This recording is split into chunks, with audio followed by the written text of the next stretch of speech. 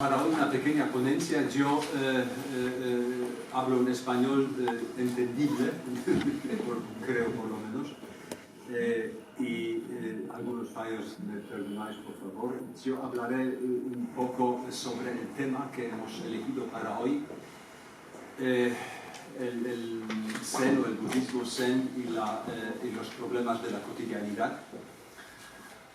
Y luego tendremos todavía un pequeño foro para discutir o preguntar o ver si tenéis algo que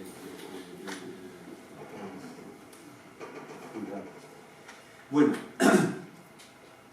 el budismo Zen y la cotidianidad. Yo quería enfocar el tema de la cotidianidad en los tiempos que parece que vivimos en los últimos meses o años, casi meses.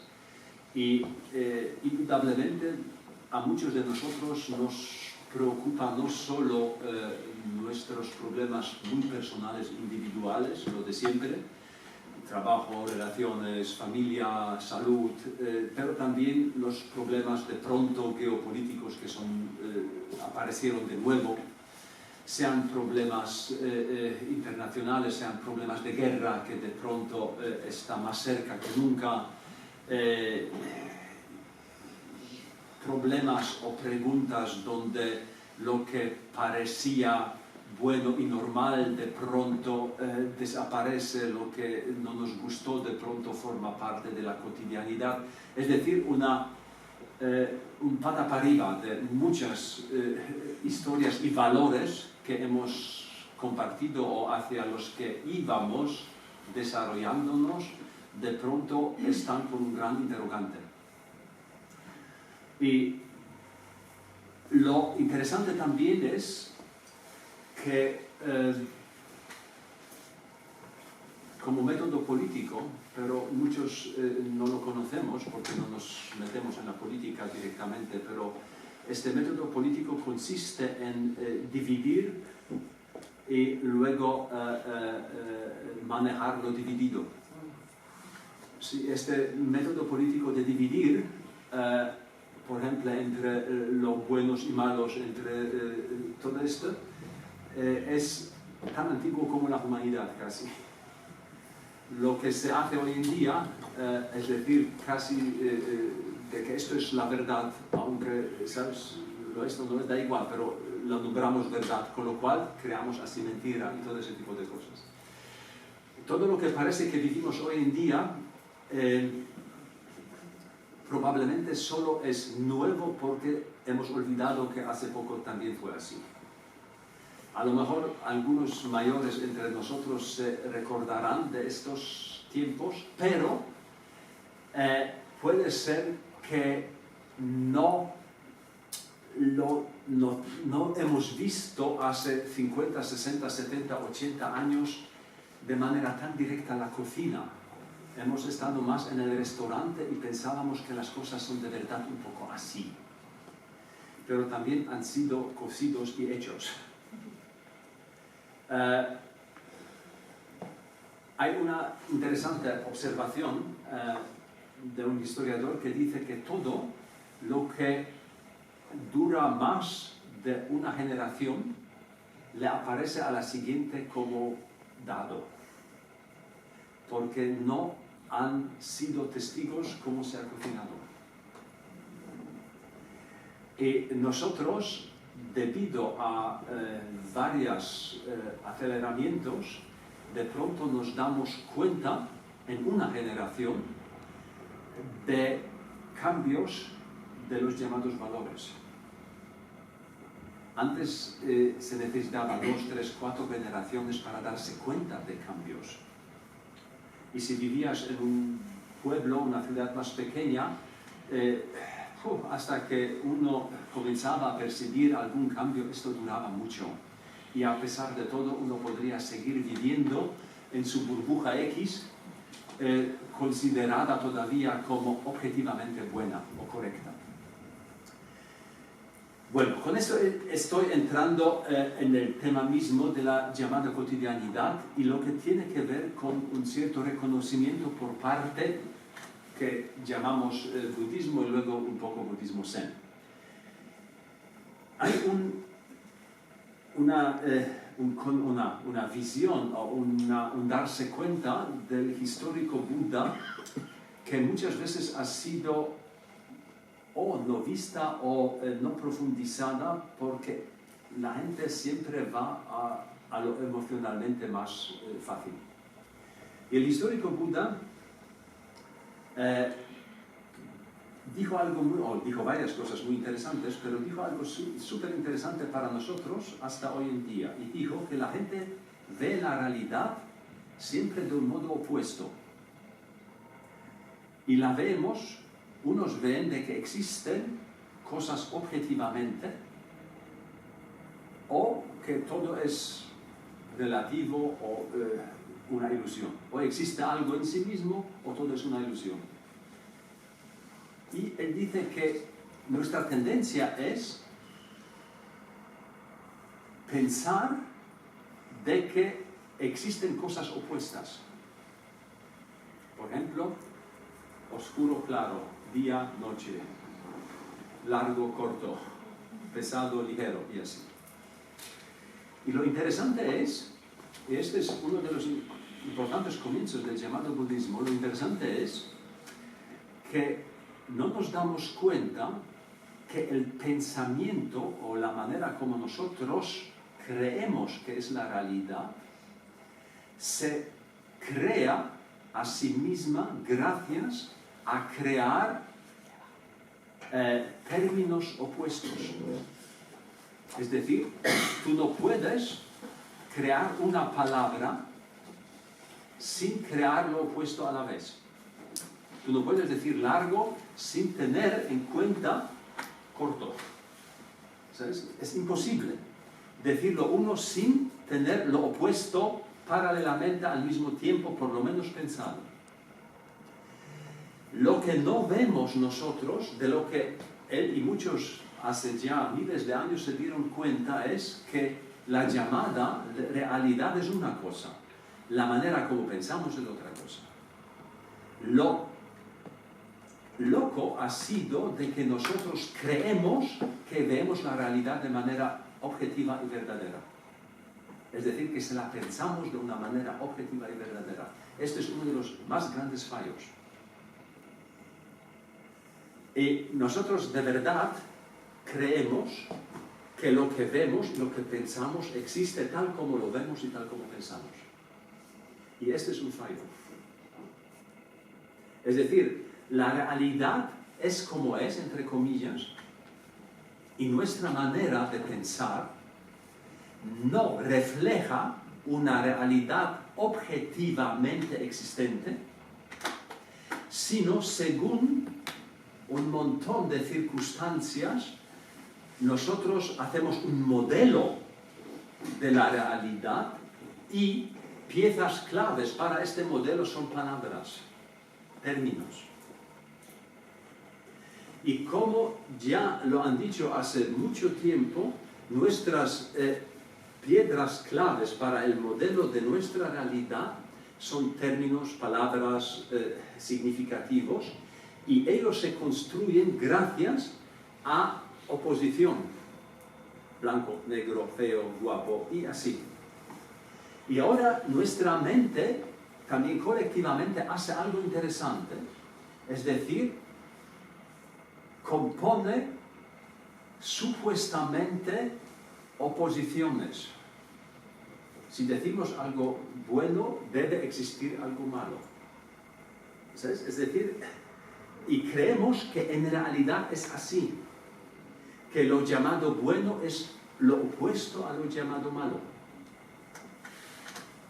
Sin darse cuenta de que nuestra mente, al decir uno, crea, no que existe, crea lo opuesto, porque si no, no puede haber un término técnico para algo si no se ha limitado contra lo opuesto. ¿Sabes? Tú no puedes, si tú dices, si alguien te llama ahora mismo y pregunta ¿dónde estás? Y tú dices yo estoy aquí, entonces por lo menos no estás allí. ¿Sabes? La palabra aquí supone no allí.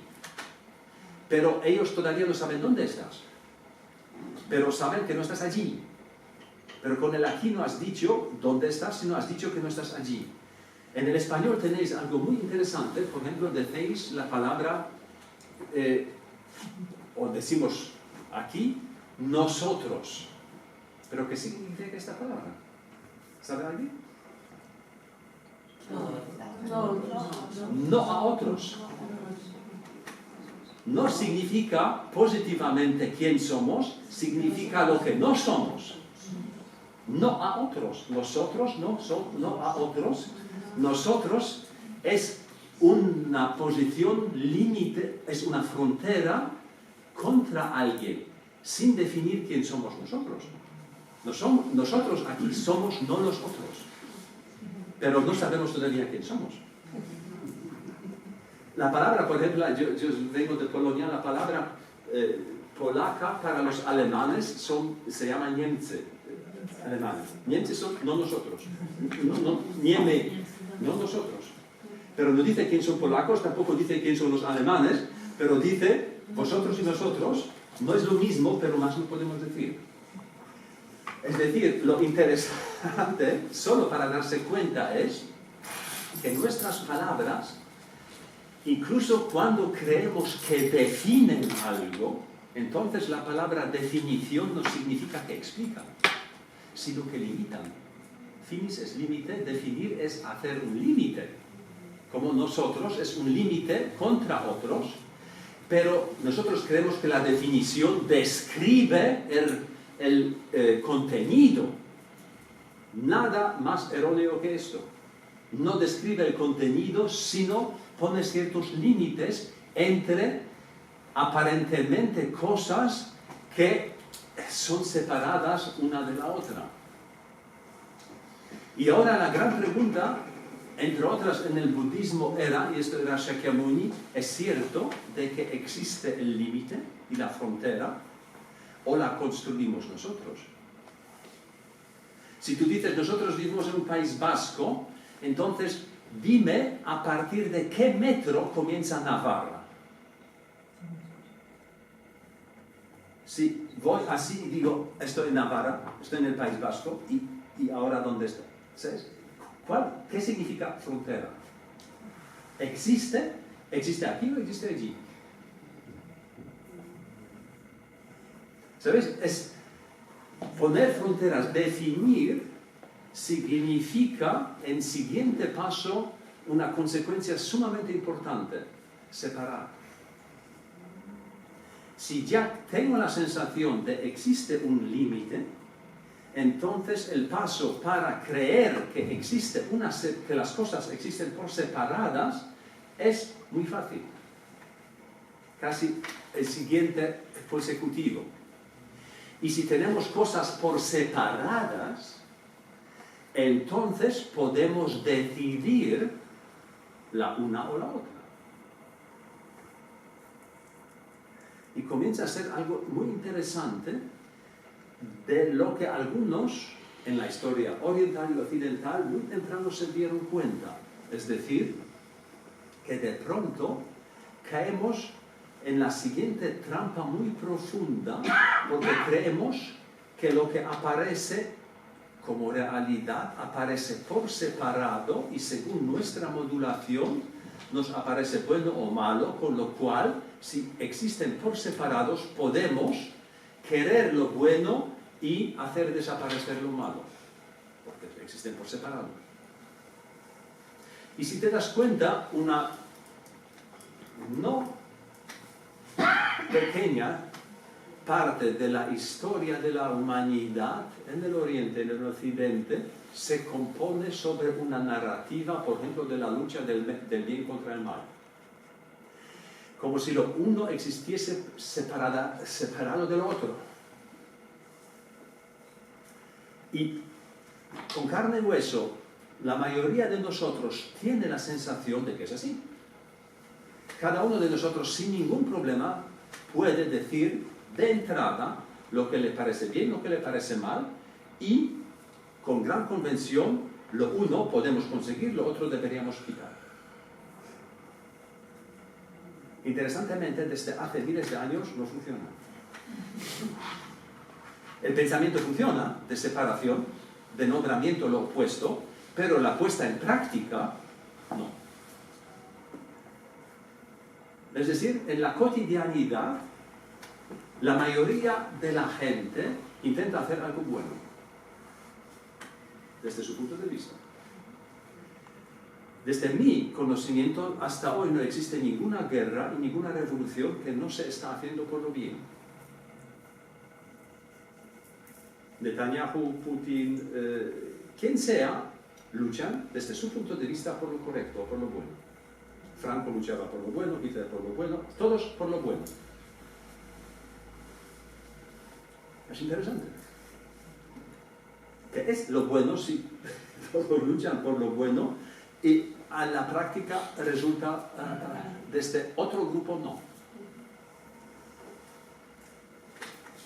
Por eso, probablemente, si nosotros aquí, por ejemplo, nos demos cuenta lo que pensamos, lo que nos parece importante, por lo que luchamos, probablemente, siendo aquí, no sé, 50 personas, estadísticamente tendremos una cierta probabilidad de que algunos bien, de algunos será el mal para los otros.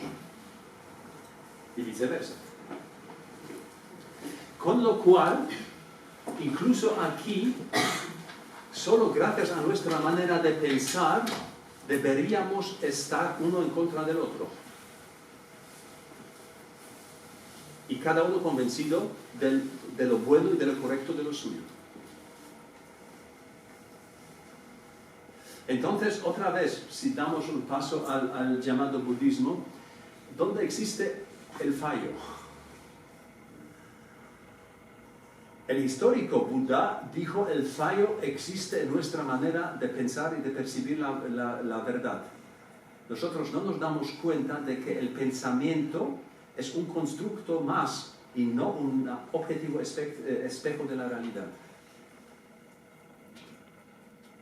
Es decir, que lo bueno objetivamente y lo malo objetivamente no existe. Objetivamente no. Y esto es muy difícil de ser aceptado por nosotros, porque nos parece lo más objetivo que es. La guerra es mala, según de dónde la ves. No es cierto de que es mala, porque hay mucha gente, y en este país hubo y hay en otros, que dicen, vale, luchamos por.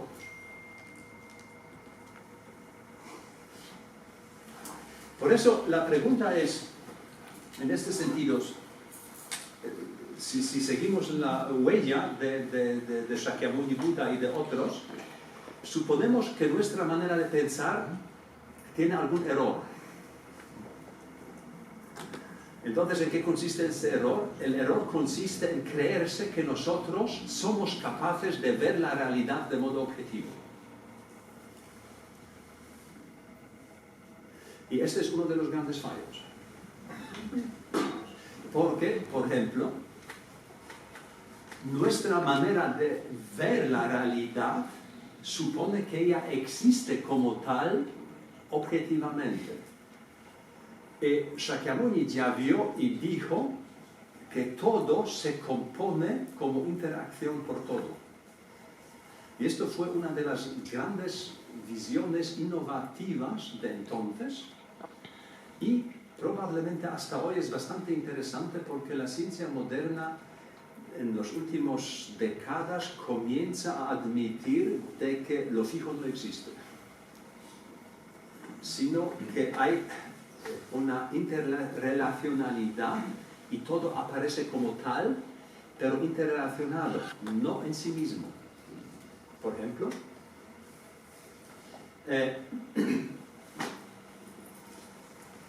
si tú estás ahora aquí y miras a otra persona o piensas en tu pareja o lo que sea y dices, mi pareja es lo mejor o es una persona maravillosa. Entonces alguien a tu lado dice, a mí me parece... Bueno, solo con esto podrías darse cuenta de que tu manera de percibir la realidad es bastante limitada. Y si tú estás muy enamorado y dices, he encontrado la chica o el hombre de mi vida, entonces una persona, tu familiar, tu amigo dice, por favor, que ciega esto. Pero desde tu punto de vista es un milagro. Con lo cual ya podemos darnos cuenta de lo interesante que es el proceso nuestro de objetivizar la llamada realidad. Estamos convencidísimos de lo bueno y de lo malo. Luego, en el divorcio nadie se recuerda de los enamoramientos, pero en este momento estamos convencidísimos de que él o ella es. Es algo muy interesante. Pero algo parecido ocurre en muchas otras situaciones. Es decir, que nuestro sistema psicosomático, sobre todo emocional, que es premental, y por lo tanto muy corporal, hace un montón al segundo miles de comparaciones y responde desde lo pasado, comparando ciertos parecidos con lo que ya conoce y responde con lo que conoció. Nunca respondemos psicosomáticamente de manera muy fresca.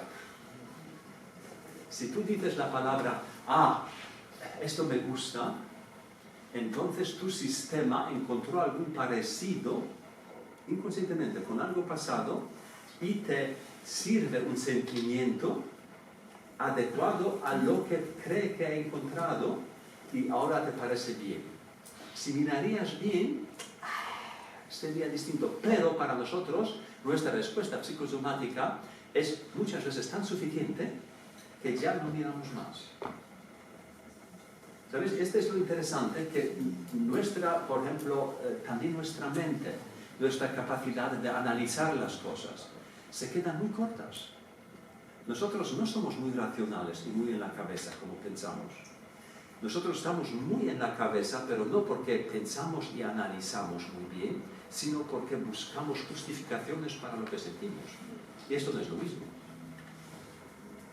¿Sabes la diferencia?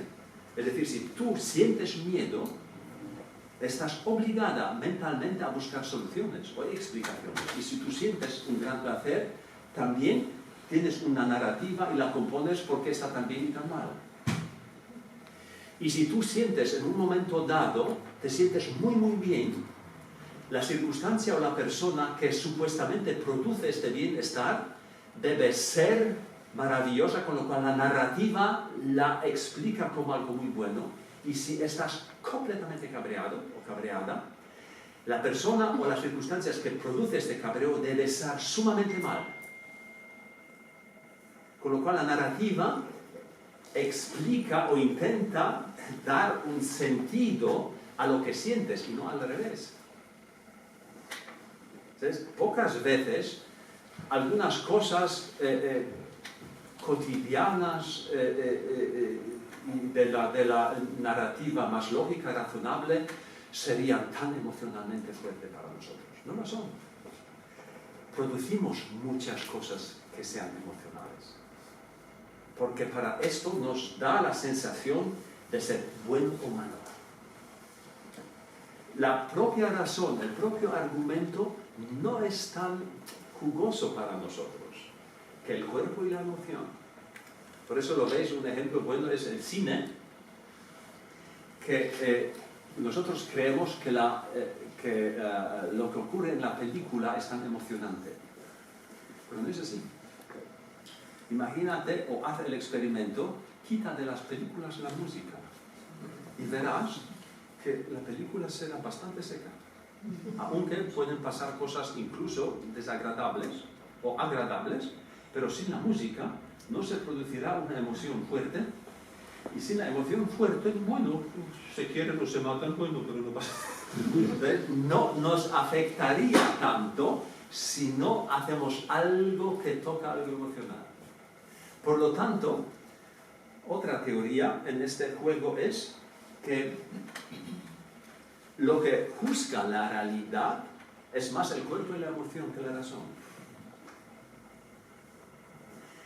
Y el cuerpo y la emoción no la entrenamos muy bien.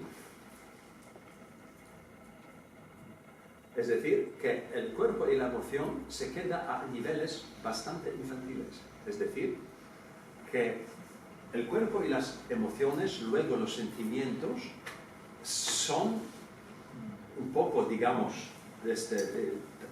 no son objetivos, sino también son frutos de las circunstancias familiares, transgeneracionales y todo esto. No somos independientes.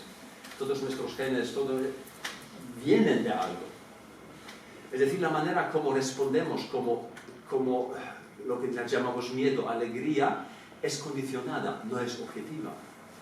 Porque uno se ríe en esta circunstancia y otro llora. No es objetivo. El mismo hecho de que uno se ríe y otro llora ya carece de objetividad. Por lo tanto, si miráis, los niños, o los bebés sobre todo, tienen la capacidad somática, psicosomática, de sentirse bien o mal.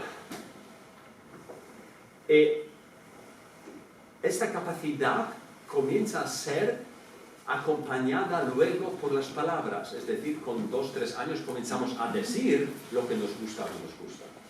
Pero lo que es, se queda en el mismo nivel. Y con el paso de tiempo, en la educación de nuestros tiempos, la educación mucho más individual, nos comenzamos a dar el derecho de que tenemos derecho de que la vida sea de tal modo para que yo me siento bien. Porque esto significa a nivel individual, cada uno lo suyo. Es decir, que si nosotros tenemos cada vez más la posibilidad y capacidad de componer la vida según como a mí me parece, entonces lo que no se desarrolla es el sistema nervioso porque se queda en su medida de siempre, pero lo que se desarrolla es la exigencia que el mundo me debe dar lo que a mí me siente bien. Y esto a nivel individual.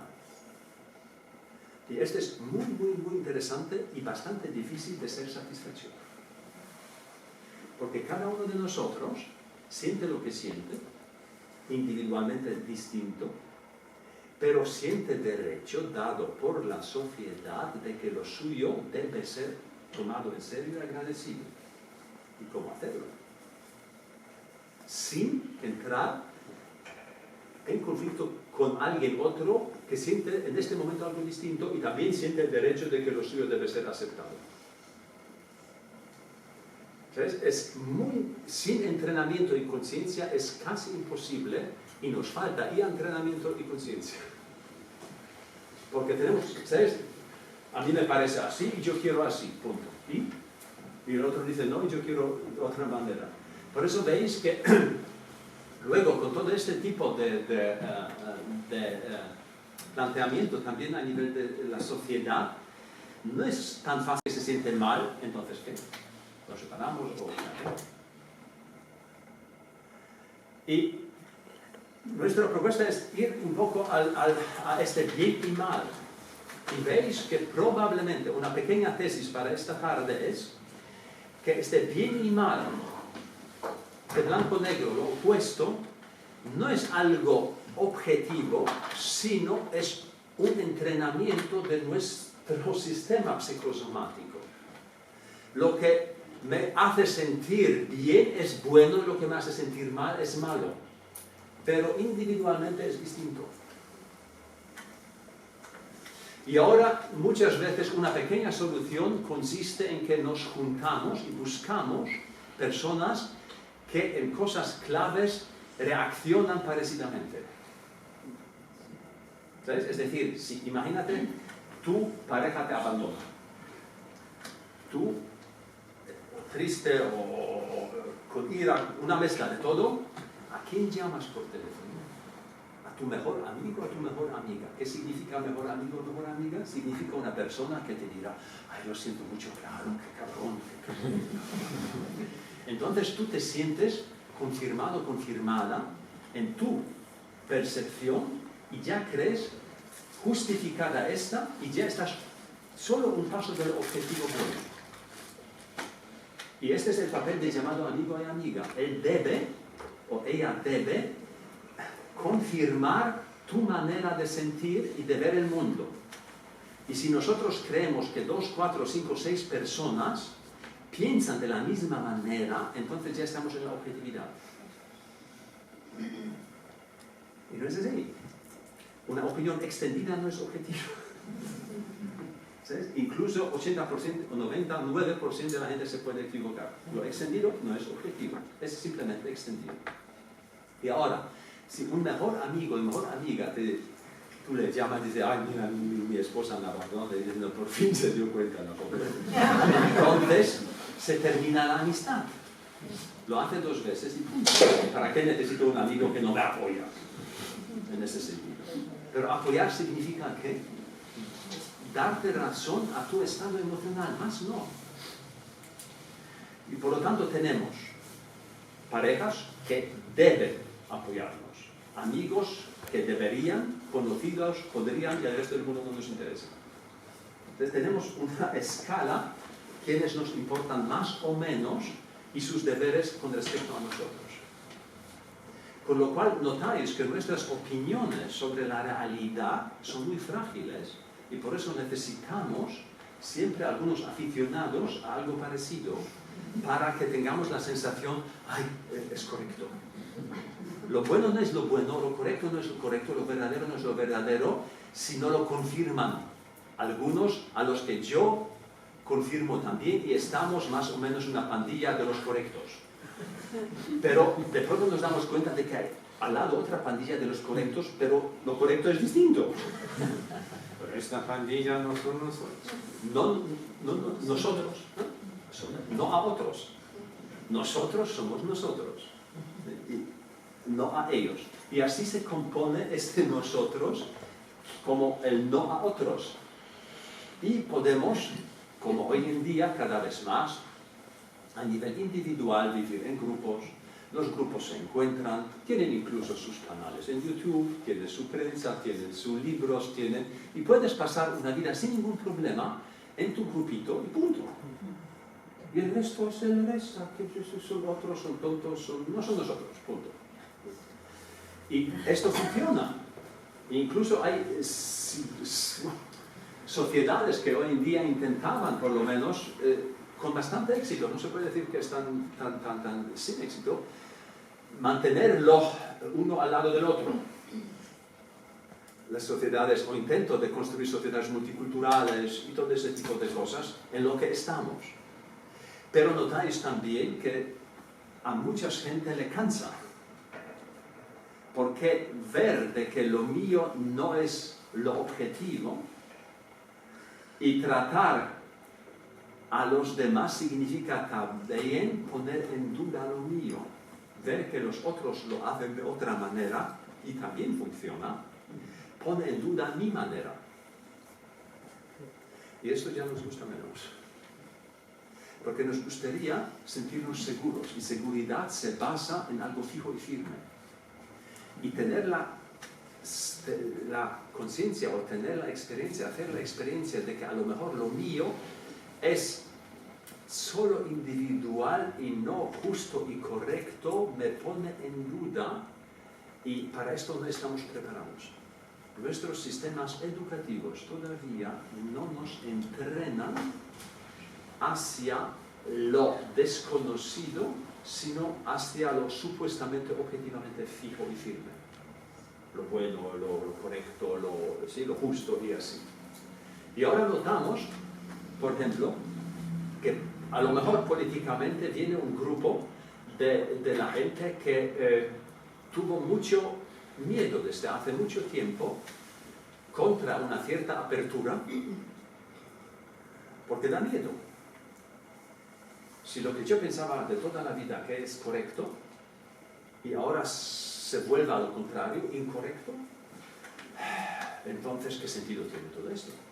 A lo mejor esto tampoco, ¿sabes? Y de pronto estamos en pleno de una duda personal, y una duda personal bastante seria. Esto no es un chiste, no es una broma. Por lo tanto, es, digamos, entendible de que ciertos mensajes emocionales y racionales cortos que pueden tranquilizar a una cierta, digamos, quiebra de una persona y un interrogante de una persona, son bienvenidos, porque dan otra vez, bueno, pues es así, ya estoy emocionalmente más tranquilo, porque el sistema nervioso, como dije, no es explícitamente entrenado para afrontarse con nuevas circunstancias. No entrenamos esto, o por lo menos todavía casi no entrenamos esto. Esto puede, no es que es así de todo, pero puede explicar un poco la tendencia de por qué siempre tenemos las dos casi tendencias en blanco y negro de pensar de que la vida puede ser distinta de lo que es. Una es la manera de que intentamos protegernos y conservar más o menos lo que tenemos. Otra manera es ir conjuntamente hacia un futuro mejor. Lo uno es la llamada derecha, lo uno es la llamada izquierda. Muy cortamente dicho. Lo uno son conservadores, por lo menos guardamos eso, y lo otro que va, por lo menos conseguimos algo justo para todos. Lo interesante es que hablamos hoy en día también de que las últimas elecciones alemanas,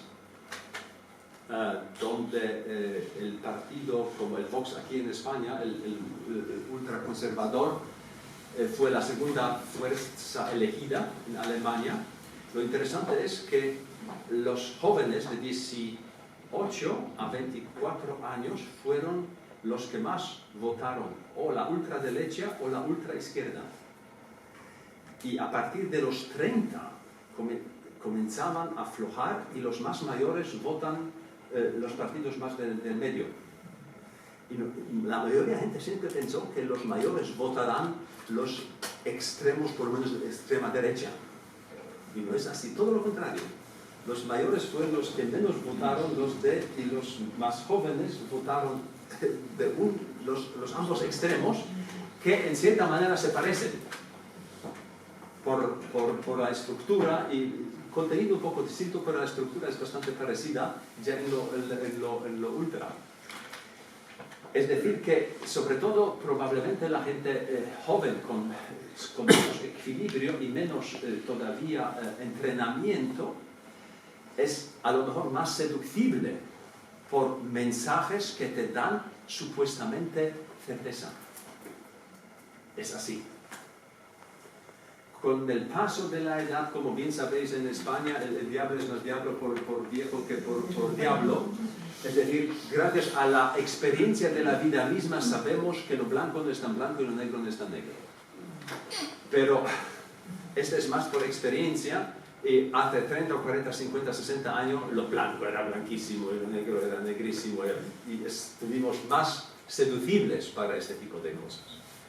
Con lo cual, ¿qué tiene que ver otra vez esto con el budismo y nuestra cotidianidad? Para lo corto que es esta pequeña ponencia aquí. Probablemente, para entender lo que ocurre en la sociedad, deberíamos entender lo que ocurre en nosotros. Sin entendernos a nosotros mismos, difícil entenderemos lo que pasará en la sociedad. Y la sociedad no es tan culpable porque es muy anónima. La sociedad, o el Estado, o la política. Pero si miramos a nosotros mismos, es ya mucho más interesante. Porque podemos ver lo frágil que somos. Podemos ver lo fácil de seducibles que somos. Por frases, por sentimientos, por emociones. Y lo difícil que es cambiarlo. ¿Sabes? Somos muy acostumbrados, sobre todo a nivel corporal, muy acostumbrados. Si algo nos haría bien y nos sentíamos bien, cambiarlo es muy, muy, muy difícil. Se necesita mucho entrenamiento y no hay escuelas, no hay educación que nos entrena para la aventura de la vida que consiste en un cambio constante. No hay un entrenamiento, no lo hacemos. Y sin este entrenamiento psicoemocional sería difícil de poder acercarse a interrogantes, porque buscaremos alguna cosa más segura que nos da de manera más rápida la sensación, por fin, ahora sí. Y darse cuenta de que esta sensación es sumamente frágil. No nos gustaría. Por eso tenemos narrativas que son, en todas nuestras culturas, Occidente y Oriente, casi muy metafísicas. Lo bueno, lo verdadero, ya se llama Dios, existe para siempre. Nadie sabe qué es lo bueno y verdadero, pero todo el mundo, o la mayoría, cree que existe. Y nos interesa un bledo la realidad, pero nos interesa mucho lo que nos recompone emocionalmente. Solo un ejemplo, en la tradición occidental nuestra, los llamados presocráticos, es decir, siglo VI antes de Cristo, V antes de Cristo, había muchos sabios y filósofos llamados en Grecia y uno muy famoso se llama Demócrito. Demócrito se hizo famoso, entre otras cosas, porque fue el primer que dijo que la Tierra es una esfera redonda, que está en un espacio infinito y que la realidad está compuesta por pequeños átomos y así. Fue muy interesante. Y ahora él se interesaba siempre y vivía con la pregunta, ¿cómo es la cosa? Y en su ciudad natal, por supuesto, entonces había muchos rituales religiosos y la gente creía que a unos días, 30 o 40 días de viaje del pueblo, en la alta montaña hay una cueva y una entrada al Hades, al infierno, donde entran divinidades malos y buenos. Y hay que hacer un montón de rituales para tenerlo todo bien controlado. Él mandó a su discípulo, el primer de este pueblo, fue para allá, volvió y dijo, esto no existe. Esto es interesante. ¿Sabes? Porque tenemos un montón de narrativas que se mantienen emocionalmente, y mantienen todo un pueblo siglos emocionalmente en lo bueno, malo, correcto, incorrecto, sin que nadie mira qué pasa. 3 siglos más tarde, para nosotros un filósofo con más, uno de los con más influencia hasta hoy, Platón, que odió a Demócrito, odiaba a Demócrito, tenía otra pregunta, no cómo es la cosa, sino para qué bien sirven las cosas. Y hizo decir a Sócrates si la Tierra debería ser una bola, una esfera, para qué buen es eso. El pensamiento comienza a ser distinto. Él no pregunta cómo es, sino ¿para qué me sirve? Es una pregunta más emocional. Es algo completamente distinto. Y mira tu cotidianidad y lo rápido, inconscientemente, que tú te preguntas, ¿y para qué me sirve esto? ¿Qué tengo yo? ¿Sabes? En lugar de preguntar cómo es. ¿Sabes? Es decir, nosotros, sin darnos cuenta, somos educados como el centro del universo, cada uno es suyo. Y miramos la vida como un gran supermercado de detalles para sentirnos bien. Es decir, nos interesa menos cómo es la vida, sino nos interesa mucho más cómo yo me la monto. ¿Sabes? El punto fijo es mi perspectiva. Y si yo digo, por encima mío es el techo, por debajo el suelo, vosotros delante, detrás de mí el lavabo, con 4 frases estoy el centro del universo. Por encima mía, por delante mía, el alrededor mío. Yo siempre soy el centro de todo. Y esta mirada y este punto de partida y punto de pensar y sentir es aprendido, no es dado. Nosotros creemos que es dado, pero nuestra educación consiste en que nos educamos para pensar así y sentir así. Los sentimientos siguen a la objetividad pero siguen también a lo que tú te imaginas como la objetividad. Porque tu sentimiento y tu percepción y tu cuerpo no distingue, te lo imaginas o es. Por eso puedes llorar y reírte en el cine, aunque es una película y no real. Es decir, por eso es tan interesante lo que dice Buda también, hay que ver cómo piensas y lo que piensas, y si esto tiene que ver con la realidad para entender lo que sientes. Y nosotros, al creer que todo es objetivo y mis sentimientos es la medida correcta de la realidad, metemos una pata detrás de otra. Y luego estamos muy confusos de que los otros no me entienden. Claro que no te entienden, tú tampoco les entiendes a ellos. Y ni siquiera te interesas, porque crees que lo tuyo es verdadero. Tú no buscas entender la vida y la realidad, sino tú buscas aliados para lo tuyo. Es algo completamente distinto. Y en este aliado, por supuesto, el juego político es interesante porque, no sé, uno se pone y dice, yo os soluciono la vida, y hay suficientemente personas que se lo creen. ¿Y por qué no? ¿Sabes? Es una idea que emocionalmente es adaptable para varias personas, produce un buen sentimiento. Y no ocurre por primera vez, no por décima y por no décima. Desde hace miles de años ocurre siempre lo mismo. Y el problema no son estas personas que los dicen, sino los que se los creen.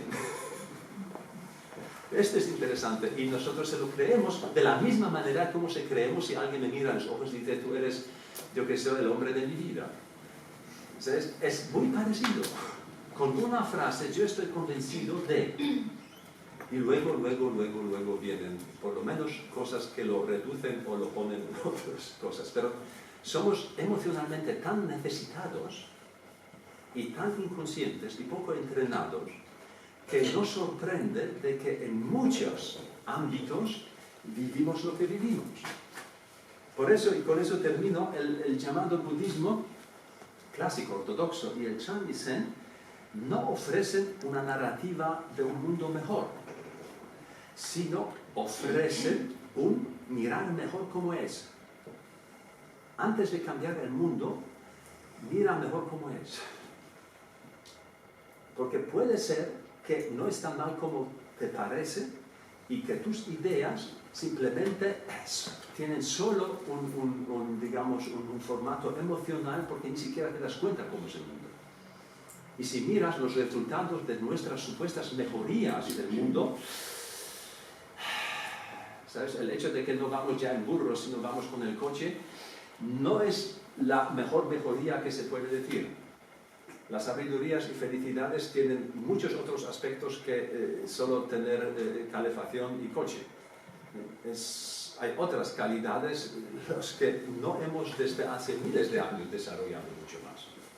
Y hay muchas preguntas que siguen sin respuestas, y preguntas todavía bastante importantes, pero vivimos como si todo dependería un poco de unos euros más o menos. Es decir, que lo que se ofrece todavía es un entrenamiento serio, una mirada seria hacia la realidad. Una curiosidad por ella, descubrir cómo es para seguir sus reglas y no adaptarlas a las nuestras. Eso es algo completamente distinto. El afán nuestro de conocer lo que podemos para construir lo que a nos parece bueno es de alguna manera bastante loco y a lo mejor hoy exageradamente visto, yo que sé, yo creo que el prototipo que ahora más salta a la vista es el más de nosotros cambiamos el mundo como nosotros lo necesitamos, creemos y así. Este tipo de personas hubo varios. Los resultados son como son, y si nosotros de verdad entendemos el mundo y la vida, un tremendo interrogante. Por eso, lo interesante también en el Zen es de que el llamado despertar no significa estar psicoemocionalmente en un mundo agradabilísimo, sino el despertar de las erróneas interpretaciones y maneras de pensar sobre la realidad. Este es el despertar. Comenzar a darse cuenta de que el milagro de la vida supera multitudes de nuestro yo lo entiendo. Y comenzar a ver la vida como es y interesarse por ella para seguir su ritmo y no creerse dueños de la vida, es un cierto cambio del que probablemente, a pesar de todas nuestras culturas, seguimos estando lejos. Y este, digamos, cambio de paradigma es más profundo de lo que parece, porque toca muchos de nuestros miedos sin ofrecer respuestas fáciles. El clásico ortodoxo budismo, no muchas escuelas ya más populares, pero el clásico ortodoxo budismo no ofrece ningún caramelo para la eternidad, sino te deja en medio del milagro de la vida, consciente de este milagro. Y si esto no es por lo menos una buena noticia para comenzar a vivir y no solo intentar a vivir como yo tengo las metas y hay que realizarlos y si las realizamos ya estamos llegando a lo mejor, por lo menos es para discutir y para experimentar. Bueno, gracias.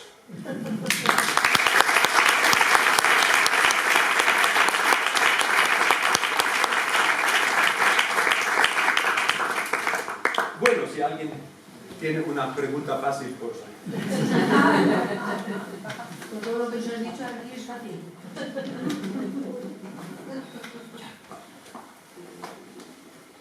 Yo te hago una pregunta.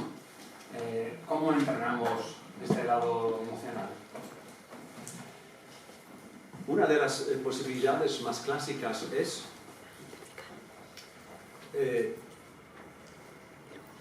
apostar por la presencia en medio de lo que sientes, un poco más largo momento para darse cuenta, un experimento para darse cuenta cómo aparece un sentimiento y desaparece.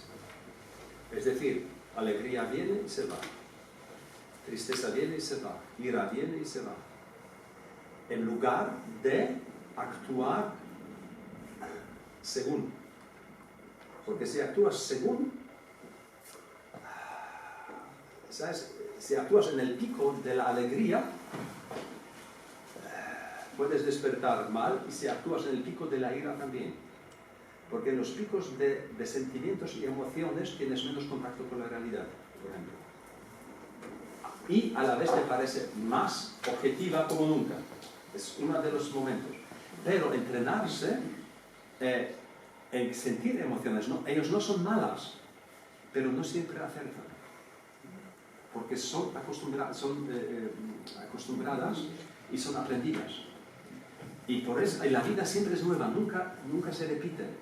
Sino nuestro sistema es más estadístico, nuestra manera de ver es estadística y vemos por pequeños parecidos.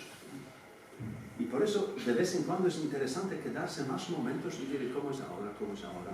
Y de pronto ves, de vez en cuando estoy, no sé, te enamoras. Y ahora tendrás meses, momentos así, pero estarás más tiempo, de pronto aparece así, de pronto así, así, así, así. Y con el tiempo te das cuenta, okay, tener un cierto sentimiento es una cosa, convivir con alguien es otra cosa. No van tan juntos como parece según el momento del sentimiento de emoción, por ejemplo. Y solo quedarse más tiempo en una emoción sin inmediatamente actuar, pro y contra, es un muy interesante entrenamiento del sistema nervioso. Y no fácil. Una de las partes clásicas de la meditación consiste en eso. De que tú estás sentado, presente, independientemente de lo que te pasa, no según lo que te pasa. No porque tienes ganas, sino no, estás porque estás. Entrenas la presencia en medio de lo que te pasa y no según lo que te pasa. Y esto es nuevo, aunque suena fácil.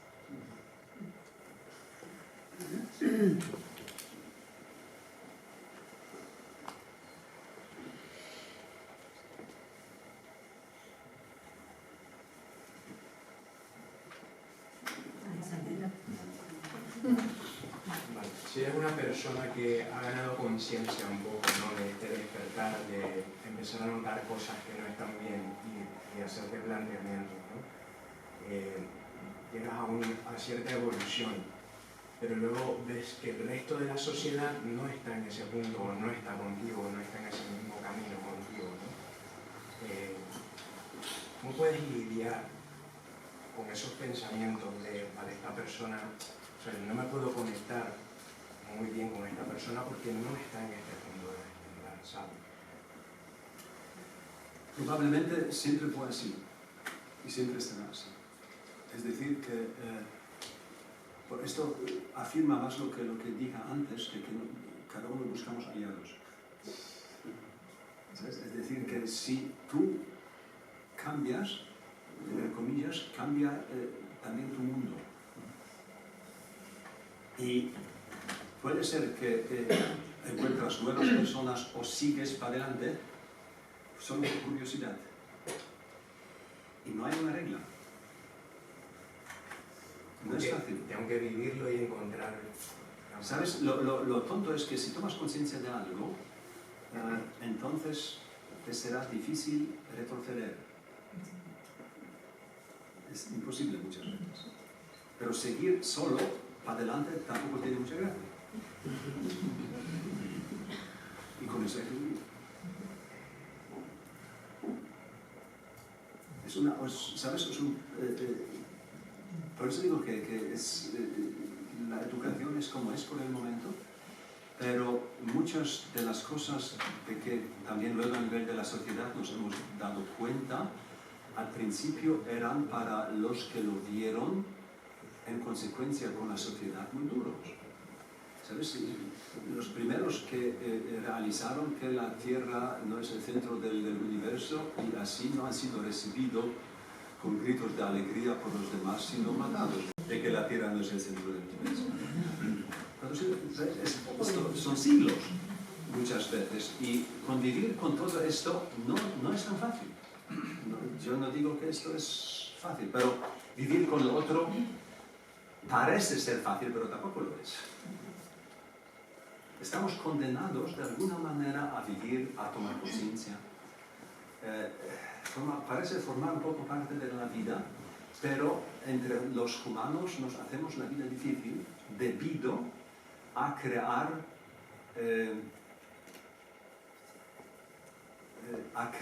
este tipo de, ¿cómo se llama?, de sociedades de mutuo apoyo emocional que te tienen como enemigo si no compartes lo que a ellos les apoya emocionalmente. ¿Sabes? Si tú vienes a un grupo político de la izquierda y dices no es así, y vienes a un grupo Opus Dei y dices no es así, los tendrás ambos de enemigos. No, pues cuenta cómo lo ves, lo discutimos. No es así. Porque la mayoría de los mensajes políticos religiosos tiene poco que ver con la realidad y mucho que ver con hacernos estables emocionalmente. Entonces, no es un conocimiento de la realidad, sino es una fe en algo. Es algo completamente distinto. Se exigen creérselo y no preguntar si es verdad. ¿Sabes? Es algo, la función es distinta. La función de la política no es hacernos bien por el momento. La función de la política es hacerle llegar a poder a un cierto grupo de gente y no a hacer lo correcto. Es el objetivo. Me vuelves loca con el tema ese de la verdad, que la realidad es verdad. O sea, entiendo que cada uno, lo que has dicho, ¿no? Cada uno lo vemos todo bajo nuestra prisma, porque creemos que lo nuestro es lo bueno, verdadero, y a lo mismo, y por eso estamos siempre como debatiendo o como contrastando, ¿no? Y a la vez dices que lo que acabas de decir, que si tú piensas lo que no estás a favor de lo que piensan el Opus Dei o cualquier otra historia, no hay debate, sino que ellos tienen la realidad y tú no estás viendo su realidad. ¿Y quién tiene la realidad? O sea, todo es en función de el Opus, en función de mí, de ella, de no, en ciertas ciencias, pero también el ortodoxo budismo. Luego ya las escuelas no, porque se han vuelto en grupos políticos religiosos, pero al principio la visión ha sido que es imposible tenerla porque no existe como tal. Y nosotros creemos algo Y la fe en este algo nos hace sentirnos más estables. Si este algo existe o no, es lo mismo como ¿cómo se llama? Con esta cueva y el Demócrito. El pueblo se cree que es así, tienen rituales, tienen sus días, lo que hacen, no lo hacen, tienen sus sacerdotes que lo manejan. Luego viene alguien y dice no existe, y se va al carajo todo el sistema social. Esto es el problema. Porque, ¿sabes? La gente de pronto dice, entonces la vida no tiene sentido. No, tus creencias no tienen sentido, pero la vida a lo mejor sí, pero nosotros confundimos nuestras creencias con la vida y con la realidad. Y por eso lo que dije al principio, que nosotros creemos que nuestra capacidad psicomental está hecha para el objetivo, y no parece ser así. Sabemos algunas cosas, pero sabemos mucho más de lo que no sabemos. Y somos demasiado presumidos, creyéndose que sabemos cómo manejar las vidas. Y los resultados son como son y son trágicos, comparando con lo que creemos que somos capaces. Y ahora acelerar en todo esto más todavía va a ser interesante, porque tenemos capacidad tecnológica mucho más grandes que hace años. Pero va a ser interesante. Por eso, al fin, un pequeño... para los que tienen expectativas buenas. Dos chistes. Uno chiste porque hay unos... de las personas que creen que tecnológicamente va a ser divertido y mejor, lo de inteligencia artificial. Pues en la empresa X están construyendo la inteligencia artificial y le dan preguntas y responde todo al más mínimo detalle. ¿Sí? Y el jefe viene y dice, bueno, la última pregunta, muy fácil, ¿qué hace mi padre ahora? La inteligencia artificial, tu padre está pescando en el mar. Y el jefe dice, ¿lo ves? Mi padre murió hace 5 años. Y la inteligencia artificial, quien murió fue el marido de tu madre, pero tu padre está pescando en el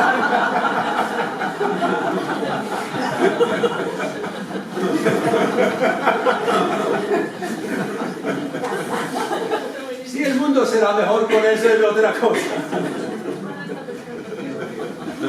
Bueno, otra es para todo el mundo que cree que sabemos lo que es bueno y que prolongar lo bueno es mejor. Entonces, la jirafa habla con el conejo. Y la jirafa le dice al conejo, mira pequeño, yo me como ahora una manzana. Y media hora estoy disfrutando de la manzana por el largo de mi cuello. Y tú en 2 segundos ya no disfrutas. Bueno, dice la jirafa, mira, ahora me estoy tomando un vaso de agua fría con este cabo. 10 minutos con mi largo cuello, estoy disfrutando del fresquito y tú 2 segundos. Y el conejo le dice, mira jirafa, ¿has vomitado una vez?